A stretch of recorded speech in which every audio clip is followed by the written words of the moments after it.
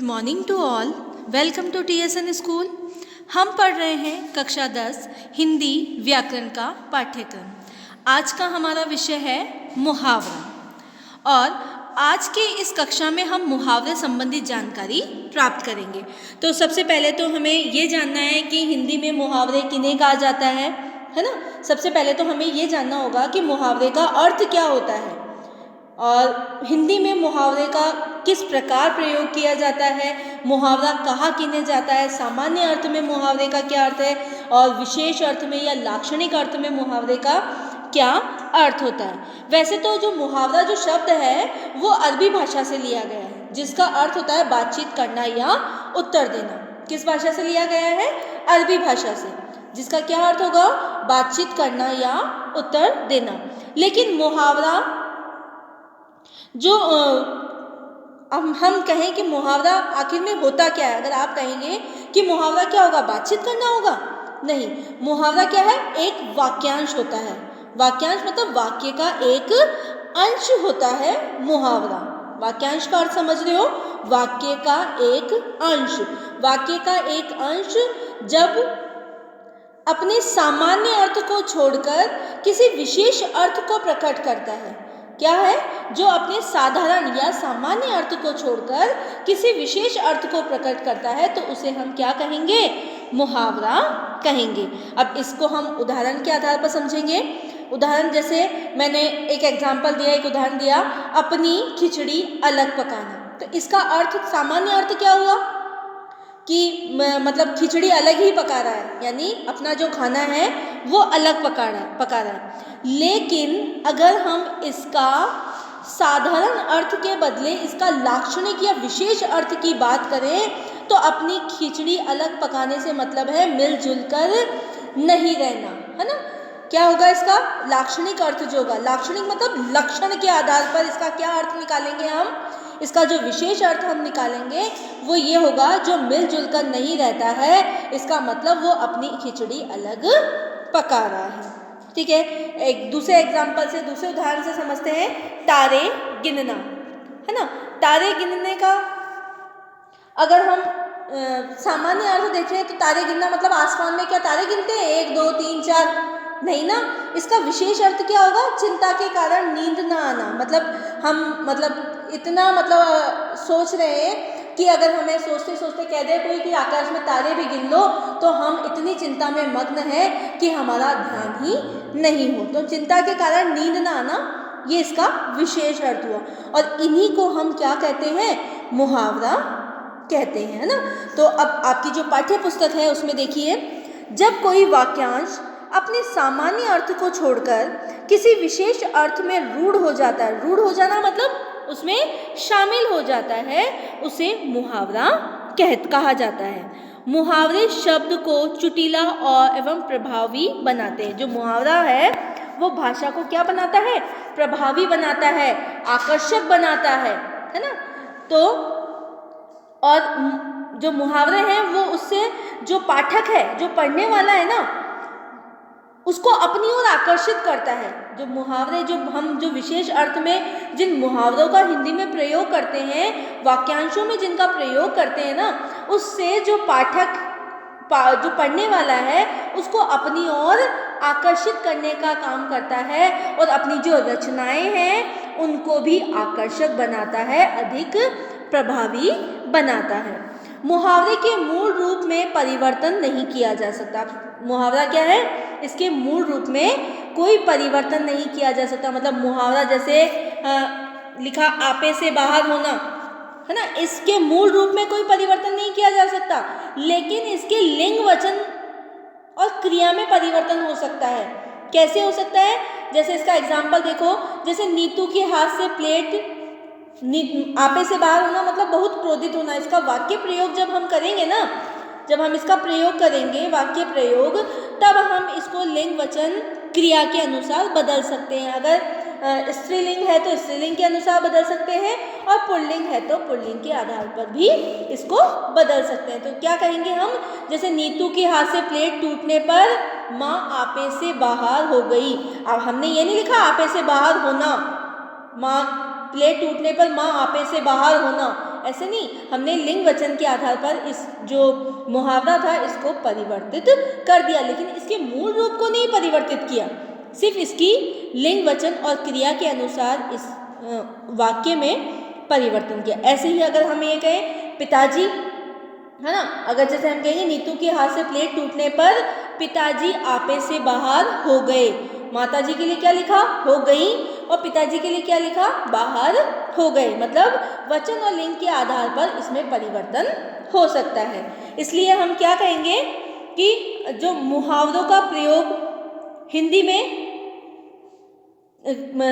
प्रयोग करने के लिए हमें क्या करना पड़ता है, मतलब हिंदी में प्रयोग कर हम क्या कर सकते हैं, रचनाओं को आकर्षक बना सकते हैं, है ना। हम हमारी जो मुहावरेदार जो भाषा है जिससे हम लोगों को आकर्षित करते हैं, अधिक प्रभावी बनाते हैं, उससे हम क्या करेंगे, अपनी ओर आकर्षित कर सकते हैं। इन्हीं मुहावरों का हम हिंदी भाषा में प्रयोग करते हैं, ठीक है ना।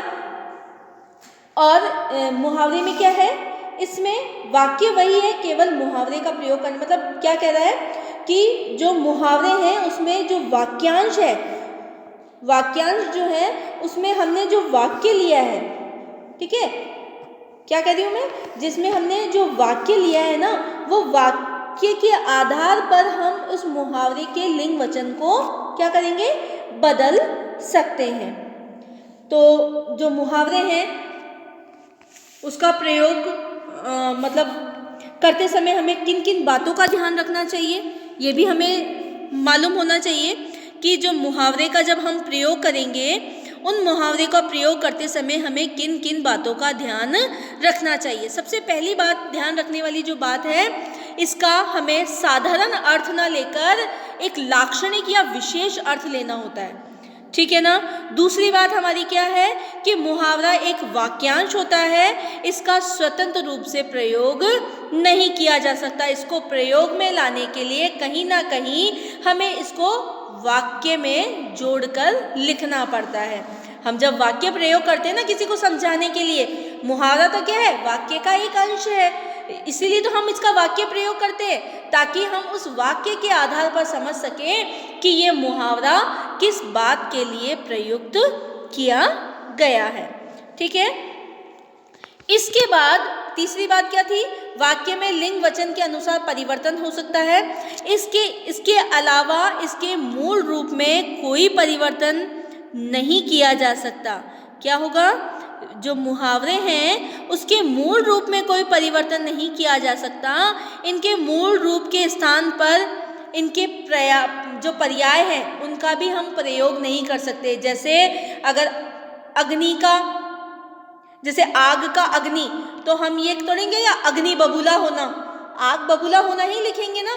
जैसे अक्ल का दुश्मन, तो अकल का बुद्धि भी होता है, तो हम ये थोड़ी लेंगे कि बुद्धि का शत्रु, नहीं, जो मूल रूप जो है उसी में हमें इन मुहावरों को प्रयोग में लाना है, इनका पर्याय हम नहीं लिख सकते। हमने इसकी 4 बातें बताई। सबसे पहली बात तो इसका हमें लाक्षणिक अर्थ लेना होता है, साधारण अर्थ के आधार पर हम मुहावरों को नहीं समझ सकते। दूसरी बात, मुहावरे एक वाक्यांश होते हैं और इनका हम स्वतंत्र रूप से प्रयोग नहीं कर सकते। हमें इनको प्रयोग में लाने के लिए वाक्य में जोड़ना ही पड़ता है या वाक्य में प्रयोग करना ही पड़ता है। तीसरी बात है, वाक्य में लिंग वचन के अनुसार हम परिवर्तन कर सकते हैं। चौथी बात है, इसके हम मूल रूप में कोई परिवर्तन नहीं कर सकते और इसका जो मूल रूप है उसमें हम पर्याय का प्रयोग नहीं कर सकते, है ना। जैसे मतलब मैंने बताया आपको, आग का हम अग्नि नहीं लिखेंगे, अकल का हम बुद्धि नहीं लिख सकते, ठीक है। इसके बाद आपके इस पाठ्य पुस्तक में बहुत सारे मुहावरों के एग्जाम्पल या उदाहरण दिए हैं, जैसे अंगूठा दिखाना, किसी को इनकार कर देना। कल मैंने अपने दोस्त से साइकिल मांगी तो उसने अंगूठा दिखा दिया। देखो यहाँ पर मुहावरा क्या है, अंगूठा दिखाना, जबकि हमने वाक्य में प्रयोग किया तो इसको क्या लिखा, अंगूठा दिखा दिया। दिखाना का क्या कर दिया, दिखा, है ना। ऐसे ही अक्ल पर पर्दा पड़ना, तो बुद्धि भ्रष्ट हो जाना। जब बुरे दिन आते हैं तब आदमी की अकल पर पर्दा पड़ जाता है। क्लियर है। समझ में आया? इस प्रकार से आप इन मुहावरों का अध्ययन करेंगे। ये सारे आपकी जो हिंदी व्याकरण की पुस्तक है उसके आधार पर दिए गए हैं।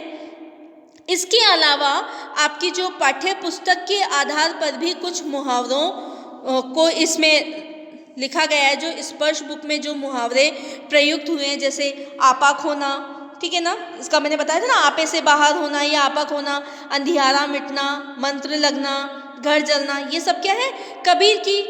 कबीर का जो पद भाग है, आपकी स्पर्श बुक का जो पद भाग है कबीर, उसमें से लिए गए हैं। कुछ मीरा में से हैं, ठीक है। उसके बाद मैथिली शरण गुप्त, जो आपकी पाठ्य पुस्तक, जो आपके एग्जाम में आने वाले चैप्टर्स हैं उनके मुहावरे भी आपको याद करने हैं। इसके बाद बड़े भाई साहब,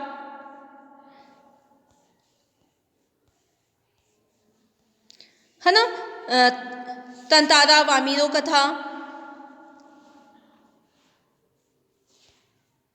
अब कहाँ दूसरों के दुख से दुखी होने वाले, पतझड़ की टूटी पत्तियां और कारतूस, ये सारे मुहावरे आपकी पाठ्य पुस्तक से लिए गए हैं। और कुछ मुहावरे ऐसे भी हैं जो संचयन की पाठ्य पुस्तक, जैसे हरिहर काका में से फूटी आंख नहीं सुहाना, कुछ शब्द आए हैं ना जब हमने चैप्टर पढ़े, उसमें आंख भर आना, धमा चौकड़ी मचाना, दिल पसीजना, तू मैं, ठीक है, दूध की मक्खी, गिद्ध दृष्टि, इसी प्रकार ढांढास बंधाना, सस्ता सौदा, दिन गिनना, है ना। ये बहुत सारे ऐसे मुहावरे हैं जो आपकी पाठ्य पुस्तक से भी लिए गए हैं। और आपकी जो एग्ज़ाम में इस बार मल्टीपल चॉइस के आधार पर मुहावरे पूछे जाएंगे। 4 नंबर का ये प्रश्न है आपका, ठीक है। इसमें आपको एक मुहावरा दिया जाएगा, या तो उसका अर्थ पूछा जाए या वाक्य प्रयोग के आधार पर उस मुहावरे का आपको वाक्य के आधार पर उसका जो सही अर्थ है वो बताना है। जैसे आपे से बाहर होना, इस मुहावरे का सही वाक्य प्रयोग बताइए, ठीक है ना। इस प्रकार भी हो सकता है, या फिल इन द ब्लैंक्स के आधार पर भी हो सकता है कि ऊपर आपको क्वेश्चन दे दिया, वाक्य प्रयोग दे दिया और उसमें आपको सही मुहावरा फिट करना है, ठीक है ना। जैसे एक ही ये एग्जाम्पल है कि नीतू के हाथ से प्लेट टूटने पर माँ आपे से बाहर हो गई, तो नीतू के हाथ से प्लेट टूटने पर माँ डैश डैश हो गई, तो अब उसमें आपे से बाहर होना, ठीक है, तारे गिनना, क्लियर है ना, आग बबूला होना। तो अब आपको उसमें फिट करना है ये मुहावरा कि इसमें ये कौन सा मुहावरा सुटेबल है या उपयुक्त है ना, ठीक है। तो ये सारे मुहावरे आपकी पाठ्य पुस्तक के आधार पर हैं और इसको आपको अच्छे से पढ़ना है। और जो मुहावरे के 4 नंबर हैं वो आपको प्राप्त करने हैं। तो ये मुहावरे वाला टॉपिक जो है आपका आज क्लियर हो चुका है। मुहावरा का जो सामान्य अर्थ, मतलब मुहावरे का की परिभाषा क्या हो गई? सामान्य अर्थ को, मतलब ऐसे जो वाक्यांश जो अपने साधारण अर्थ को छोड़कर किसी विशेष अर्थ को प्रकट करते हो वो मुहावरा कहलाता है। क्या हो गई मुहावरे की परिभाषा? ऐसे वाक्यांश यानी वाक्य का ऐसा अंश जो अपने सामान्य अर्थ को छोड़कर किसी विशेष अर्थ को प्रकट करते हो, किसी विशेष अर्थ को व्यक्त करते हो, उसे हम मुहावरा कहते हैं। धन्यवाद।